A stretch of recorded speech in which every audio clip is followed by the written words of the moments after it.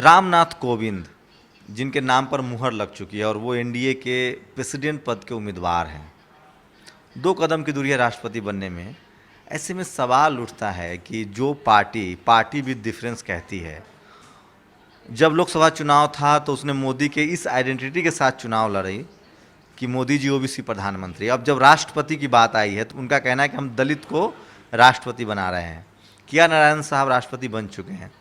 सवाल उठता है ऐसे में कि आखिर क्या वजह है कि एक ऐसी पार्टी जिसका लीडरशिप आरएसएस के हाथ में है, जिसमें तमाम बड़े पदों पर, आप कैबिनेट मिनिस्टर देख लीजिए मोदी सरकार में, आप ब्यूरोक्रेसी में देख लीजिए, तमाम पदों पर जो सवर्ण समाज के लोग हैं वो हैं।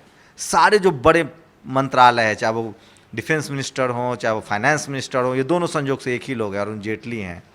रक्षा मंत्री हो, विदेश मंत्री हो, तमाम जो बड़े महकमे हैं, गृह मंत्रालय हो, वो सब पर सवर्ण समाज का है। लेकिन राष्ट्रपति दलित को चुनने की क्या मजबूरी है, बीजेपी की क्या राजनीति है, थोड़ा बहुत रामनाथ कोविंद जी के बारे में जान लीजिए।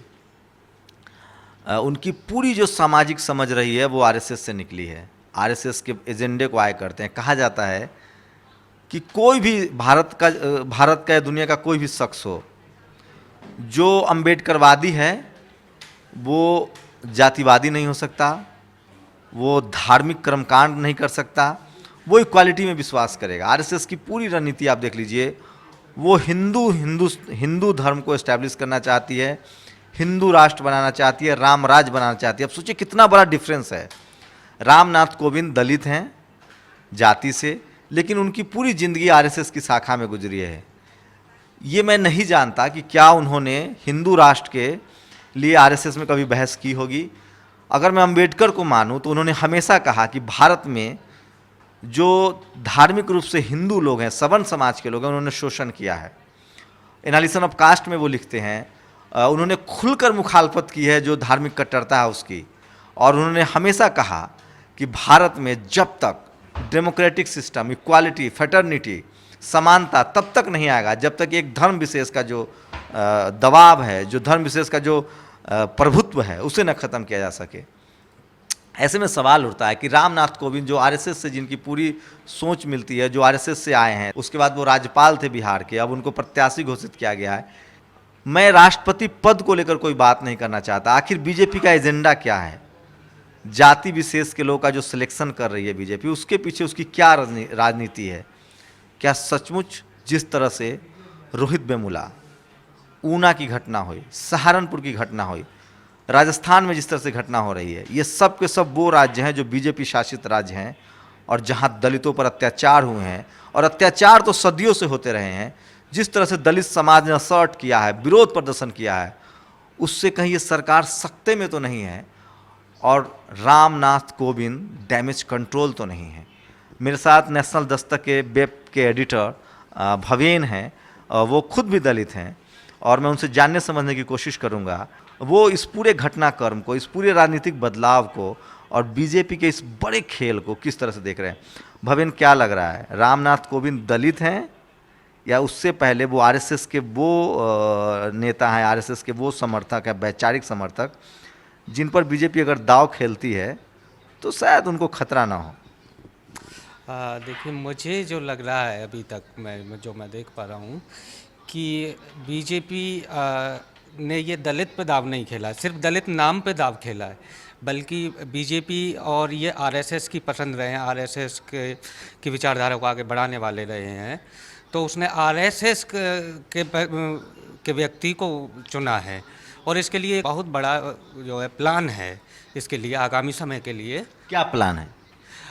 देखिए, अभी जैसे कि बीच बीच में कभी कभी घटनाएं आती रहती हैं शिक्षा को लेके कि यहाँ पे कटौती, सीट कटौती को लेकर, यानी आपको क्या लग रहा है, आप आगाह करें कि एक दलित राष्ट्रपति के मौजूदगी में संविधान पर जो संविधान को लेकर जो बहस होती है, आरक्षण को लेकर जो कहा जा रहा था कि समीक्षा हो सकता है ये सरकार चूंकि गैर सवर्ण में, और खासकर कोई अगर दलित न हो और वो संविधान के बारे में कोई बात पूछे, तो इस देश में अभी बाबा साहब की जिस तरह से कद बढ़ता जा रहा है उनका, जिस तरह से लोग उनके प्रति आस्था जता रहे हैं, जिस तरह से लोग उनके मुरीद हो रहे हैं, क्या लगता है कि एक दलित राष्ट्रपति के रूप में ही आरएसएस से गेम करेगी और वो संविधान समीक्षा करेगी और उसके लिए हथियार जो कोविंद साहब के कंधे पर बंदूक रख के चलाया जाएगा?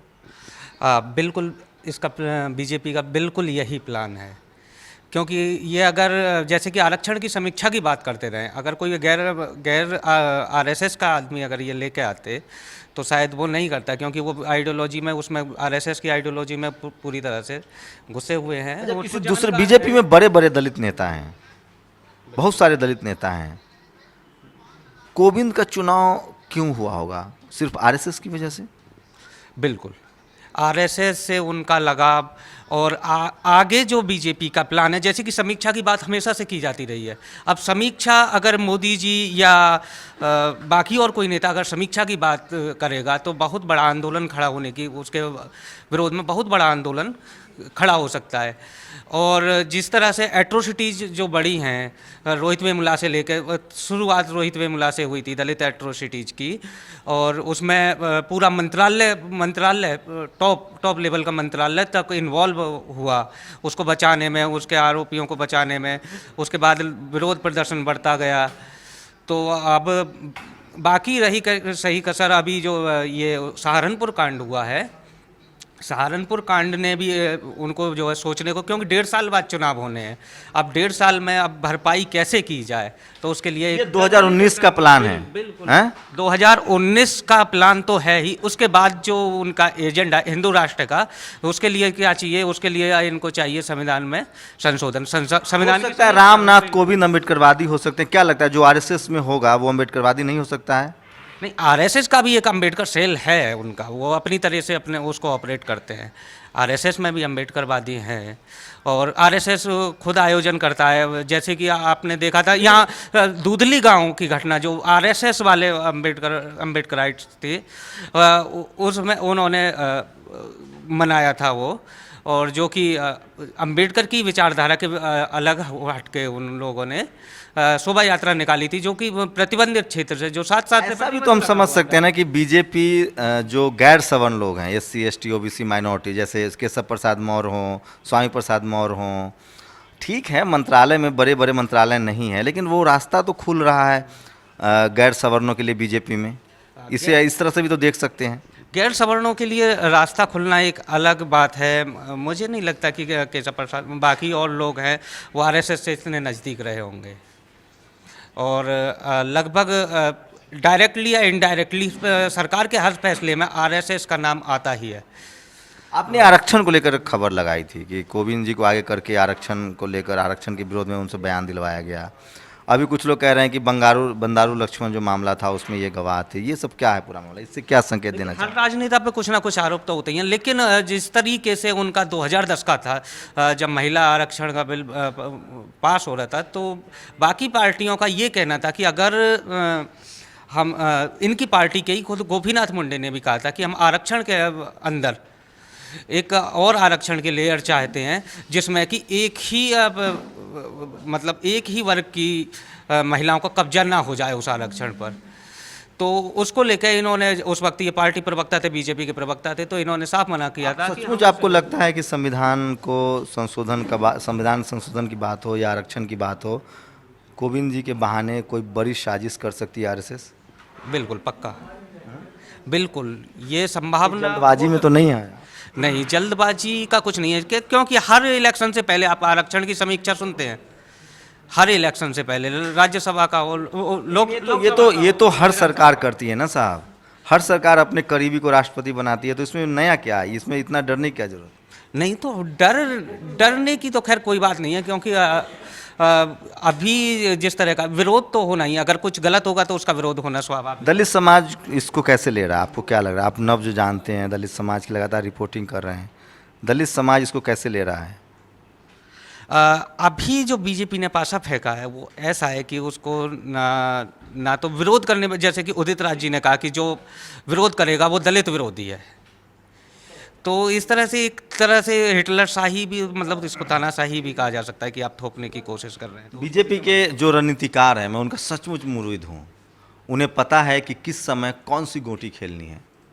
जिस तरह से रोहित वेमुला के बाद, जिस तरह से ऊना के बाद किरकिरी हो रही थी, सीएम बदलने पड़े थे गुजरात में, अमित शाह और नरेंद्र मोदी ने एक बढ़िया प्लान बनाया और वो एक दलित को लाते हैं, राष्ट्रपति बनाते हैं, जबकि ये जरूरी भी नहीं था। दलित राष्ट्रपति बन चुके हैं। सवाल उठता है कि प्रधानमंत्री, बड़े बड़े मंत्रालय दलित के पास क्यों नहीं है? चाहे वो कुछ लोग ऐसे भी एग्जाम्पल दे रहे हैं कि मुख्तार अब्बास नकवी भी अल्पसंख्यक समाज से मंत्री हैं, उनकी क्या स्थिति है? मेरे साथ ऐसे लोग हैं जिनसे मैं बात करूंगा कि क्या जिस तरह से मुख्तार अब्बास नकवी की हालत है बीजेपी में, कोविंद जी की ऐसी हालत तो नहीं होगी? क्या ऐसा लग रहा है आपको?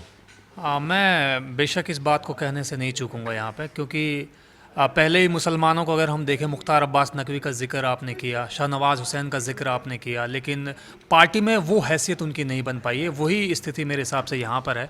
अगर आप दलितों का, मुसलमानों का, आदिवासियों का, पिछड़ों का सही मायनों में भला करना चाहते हैं तो प्रधानमंत्री, गृह मंत्री जैसे बड़े पदों से शुरुआत मेरे हिसाब से होनी चाहिए, कम से कम गृह मंत्री से। राष्ट्रपति भी बड़ा पद है। राष्ट्रपति बड़ा पद है, लेकिन हमारे देश का जो मिजाज है, हमारे देश का जो स्ट्रक्चर है, पॉलिटिकल स्ट्रक्चर, उसमें राष्ट्रपति की वो हैसियत नहीं है। कॉन्स्टिट्यूशनली वो पद बहुत बड़ा है, सबसे बड़ा पद है, कोई शक नहीं है। लेकिन जब आपको दलितों से और इतनी बड़ी आबादी से इतना लगाव है और आप उनको इतना रसूख देना चाहते हैं, तो गृह मंत्री, वित्त मंत्री, विदेश मंत्री में क्या बुराई आपको लगती है? देखिए, ये है सवाल, लेकिन सवाल ये भी पैदा होता है कि आखिर बीजेपी को अभी क्यों दलित याद आ रहे हैं? कांग्रेस भी दलित, कांग्रेस को उन्होंने फंसा दिया है। कोविंद को जेडीयू ने भी समर्थन दे दिया है। क्या लग रहा है कि दलित कार्ड खेल के बीजेपी ने सबको चित कर दिया है? देखिए शंभू जी, सिर्फ आरक्षण की बात नहीं है। मेरे हिसाब से लगता है कि ये जो दलित कार्ड खेला गया है, ये 2019 की बात है, क्योंकि वो यूपी से आते हैं और यूपी में 80 सीट है। उसके अलावा वो बिहार के इस समय राज्यपाल हैं, वहाँ पे 40 सीट लोकसभा की सीटें हैं। तो मुझे लगता है इन दोनों को ध्यान में रखकर बीजेपी ने एक आरएसएस के आदमी को लाया है दलित कार्ड के रूप में। और वो सिर्फ दलित नहीं है, वो एक दलित के रूप में, या फिर ये कह लीजिए नीले पैकेट के रूप में, वो एक भगवा रंग है। तो उनको दलित ज़रूर हैं, लेकिन उनको यूज किया जाएगा एक एजेंडे के तहत। उनका लंबा अनुभव है कोविंद जी का, अपना 2 बार राज्यसभा में रहे हैं, वकील रहे हैं। आपको क्यों लगता है यूज हो जाएंगे? वो क्योंकि सिर्फ वो बीजेपी के लिए उन्होंने काम किया अभी तक, और किसी और चीज़ के लिए वो कभी चुनाव नहीं लड़े हैं, चुनाव नहीं जीते हैं, लड़े हैं तो जीते नहीं हैं। तो मुझे लगता है कि वो सिर्फ यूज होंगे, जैसे कि माना जाता है कि राष्ट्रपति यूज होते हैं, तो मुझे लगता है कि ये सिर्फ यूज हो। राष्ट्रपति को लेकर बहुत धारणाएं बनी हुई हैं, लेकिन मुझे ऐसा लगता है कि ये चूँकि जो प्रणाली है, जो सिस्टम है, उसमें जो जिनके पास सबसे ज़्यादा राज्यों में विधायक हैं, सांसद हैं, उनका ये अपना एक अधिकार है कि वो राष्ट्रपति जी से चाहे बनवा सकते हैं। क्या लगता है आपको कि ये जो पूरा मामला है कोविंद जी को लेकर उठाया जा रहा है, यूपी में बीजेपी एक भी मुस्लिम को टिकट नहीं देती है, लेकिन वो मंत्री बना देती है जो एमएलसी हैं। दलितों के साथ उनका रवैया ठीक नहीं है। ऊना घटना होती है, रोहित वेमुला होता है, मंत्रालय में देखिए सारे दलित राज्य मंत्री बनाए जाते हैं। अगर 1-2 लोग को छोड़ दीजिए, उसके ऊपर एक कैबिनेट मिनिस्टर बैठा दिया जाता है। राष्ट्रपति पद का उम्मीदवार घोषित करके बीजेपी बड़ा गेम खेल रही है। देखिए, एक बड़ा गेम खेल रही है। सबसे पहले हम उस प्रेस कॉन्फ्रेंस को अगर गौर करें जो अमित शाह ने राष्ट्रपति को नाम अनाउंस करने के लिए उन्होंने किया, उसमें सबसे पहले उन्होंने जिक्र किया दलित। आखिर एक राष्ट्रपति है तो ठीक है, उसका आप दलित आप उसका उच्चारण क्यों बार बार रिपीट करते हैं? आपकी हम दलित चुन रहे हैं, आप यानी एक राष्ट्रपति चुनने से ज़्यादा आप ये दिखाना चाहते हैं कि मैं एक दलित को चुन रहा हूँ, यानी आप एक सामंती व्यवस्था को दिखाना चाहते हैं कि हम एहसान कर रहे हैं आप दलितों पर। हम दलितों पर पहले भी एहसान करते थे और आज भी हम एहसान कर रहे हैं। मतलब वो डिजर्विंग नहीं है, आप एहसान कर रहे हैं। जी हाँ, वो एहसान। बड़ा सवाल है कि क्या रामनाथ कोविंद डिजर्विंग कैंडिडेट नहीं है? आखिर बार बार अमित शाह ने जिस तरह से कहा कि दलित चुन रहे, दलित और भी नेता थे, रामनाथ कोविंद को चुनने की स्पेसिफिक कोई वजह क्या लगती है? सबसे बड़ी बात, पहली बात तो ये कि आरएसएस की शाखाओं में जाते रहे हैं। ये बात किसी से छुपी नहीं, पूरी दुनिया जानती है कि आरएसएस जो है वो कट्टरता की अगर बात की जाए, और सामंती व्यवस्था की वही मुखालफत वो नहीं करती, सबसे उसका समर्थन करती है। वो जो है औरतों को लेकर, दलितों को लेकर, माइनॉरिटीज़ को लेकर जैसे उसके विचारधारा रहे हैं, उस हिसाब से उसने ये एक स्ट्रक्चर बनाया है कि हमें आगे चल के क्या करना होगा, उसके लिए हमें एक दलित मुखौटा खड़ा करना होगा। आप अगर देख लीजिए, माइनॉरिटीज़ के तौर पे मुख्तार अब्बास नकवी साहब ही हैं, लेकिन सब जानते हैं कि वो मुसलमानों से ज़्यादा वो बीजेपी के एक मुस्लिम चेहरे हैं। वो बीजेपी के एक मुस्लिम चेहरे हैं। इसी तरह उन्होंने जो है रामनाथ कोविंद को भी इन्होंने लाया। लेकिन देखिए ना, आप बीजेपी में डाइवर्सिटी तो देखिए साहब, प्रधानमंत्री ओबीसी, राष्ट्रपति दलित, और क्या चाहते हैं आप लोग? अब तो ट्रस्ट कीजिए। भाई देखिए, ट्रस्ट करने वाली बात जहाँ तक है, अगर हम विश्वास करें तो जब से 3 साल का हम ये आंकड़ा देख लें, कितने भेदभाव हुए हैं, चाहे दलितों को लेकर बात करें, कानून व्यवस्था को लेकर बात करें, चाहे माइनॉरिटीज़ को लेकर बात करें, इतनी हत्याएं क्यों? और सबसे बड़ी बात है, जब दलितों को पीटा जाता है, मारा जाता है, तो एक देश का सबसे बड़ा प्रधानमंत्री, सबसे बड़ी आबादी वाला जो एक देश है, उसका प्रधानमंत्री की ये सत्ता, इतनी बड़ी सत्ता पर बैठ के कहता है कि ऐसा कि मेरे दलित भाइयों को ना मारो, मुझे मार दो। आखिर ये इतनी बड़ी जिम्मेदारी वाला व्यक्ति इतना मामूली सी बात को, इतनी बड़ी बात को मामूली कैसे समझ ले कि आओ मुझे मारो? बीजेपी का जो चेहरा है, चाल चरित्र और चेहरा, उसको देखते हुए बहुत मुश्किल होता है भरोसा करना कि बीजेपी जब भी दलित को लेकर, माइनॉरिटी को लेकर या पिछड़ों को लेकर कोई बड़ा फैसला करते हैं तो उसे वोट से जोड़कर देखा जाता है। और ये देखा जाना भी चाहिए, हर किसी का अपना एक विश्लेषण है। लेकिन इस बात को भी आप ध्यान में रखिए कि क्या बीजेपी बदल रही है? क्या बीजेपी में दलितों के लिए, मुसलमानों के लिए, पिछड़ों के लिए, आदिवासियों के लिए, महिलाओं के लिए एक्सेप्टेंस बढ़ रहा है? क्या लग रहा है भवेन कि ये एक्सेप्टेंस बढ़ रहा है? इसे इस तरह से भी तो देख सकते हैं कि बदलाव के रूप में ओबीसी प्रधानमंत्री, दलित राष्ट्रपति, महिला स्पीकर, और तो क्या देख रहे हैं इसे एक्सेप्टेंस भी? आप डाइवर्सिटी की बात कर रहे हैं शायद। डाइवर्सिटी आप अगर देखेंगे तो पिछले दिनों अभी एक घटना आ रही थी कि यूपी के सीएम बने योगी आदित्यनाथ। तो योगी आदित्यनाथ जब दलित बस्ती में जाते हैं तो खबरें आ रही थी कि वहाँ जाने से पहले वो शैम्पू और साबुन बंटवा रहे हैं। आप किस भेदभाव को ख़त्म करने की बात कर रहे हैं? आपको जो है इंसान को के पास मिलने के लिए पहले शैम्पू और साबुन बंटवाना पड़ रहा है। आप किस डाइवर्सिटी और किस भेदभाव को ख़त्म करने की बात कर रहे हैं? आप अनटचेबिलिटी में मामला दर्ज होना चाहिए था इस मामले में, कि आप सिर्फ छुआछात कर रहे हैं अभी। तो मोदी जी तो ऐसा नहीं कर रहे हैं ना। अमित शाह तो दलित के घर जाके खाना खाते हैं। दलित के घर खाना खाना एक बहुत बड़ा एक इस वक्त वो बना हुआ है, इनकी स्ट्रेटजी है। तो उस खाने में भी आप देखिए थाली कहाँ से आई है। दलित के बिल्कुल एकदम नई थाली निकाल कर दे रहा है उनको। बोतल, अमित शाह की बोतल कैच हुई थी बिस्लरी का पानी, आप बिस्लरी का पानी ले रहे हैं। अब उसका दलित जो है बिस्लरी का पानी आप क्या लगता है दलित के यहाँ लोग अपना खाना लेकर आते हैं, खाते हैं? कोई नहीं चाहता कि दलित इस हालत में पहुंचे कि वो आपको खिला सके बेहतरीन खाना।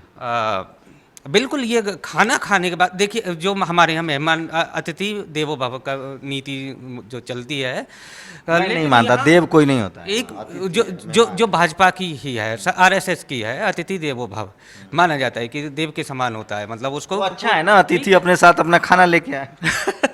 तो ये खैर ये उनका अच्छा है। खैर कभी ये बहुत गंभीर बहस है। आप इस बात को समझने की कोशिश कीजिए कि जिस तरह से रामनाथ कोविंद को लेकर एक बड़ा दलित कार्ड खेला जा रहा है, क्या सचमुच बीजेपी बदल रही है?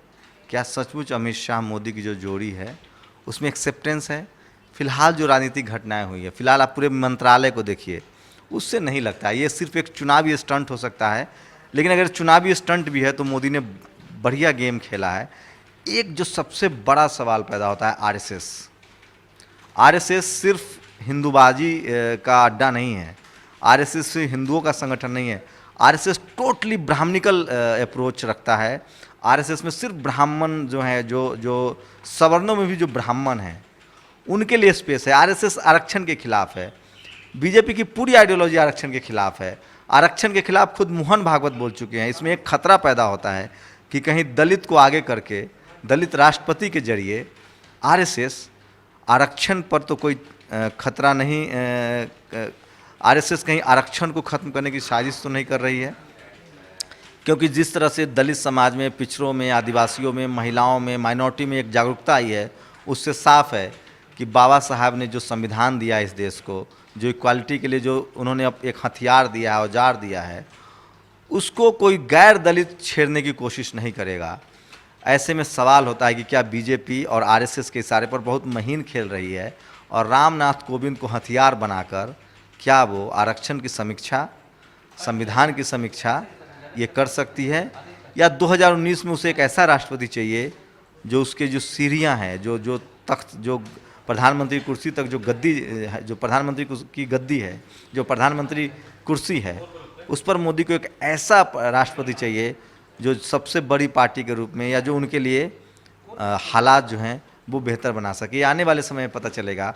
रामनाथ कोविंद को लेकर नेशनल दस्तक का अपना कोई राय नहीं है, सिर्फ ये है कि वो दलित समाज से हैं, लेकिन उनकी पूरी ज़िंदगी आरएसएस में कटी है, आरएसएस की विचारधारा से लैस रहे हैं।